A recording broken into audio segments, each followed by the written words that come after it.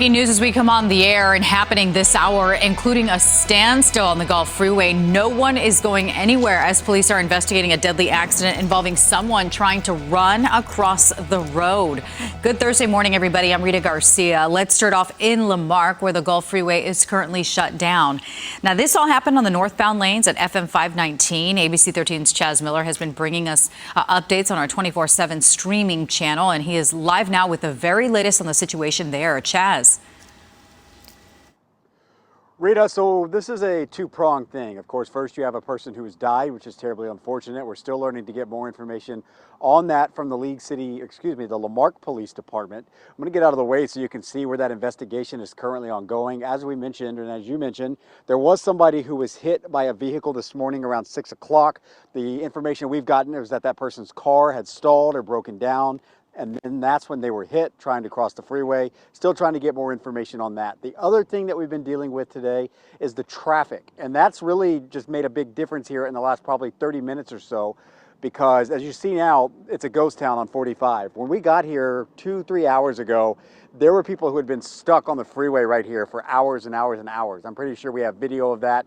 They had been stuck out here since 6 o'clock until really just recently, because there's nowhere for people to get off here because there's construction on 45 and you've got these concrete barriers, so you couldn't get off and take the feeder. So what ended up happening was they had to have cars exit on the entrance ramp, go the wrong way down the feeder, and then use that to get to either Highway 6 or Highway 3 to finally get to where they were going. So that part of this story is over at this point in terms of these cars being stuck here on the freeway.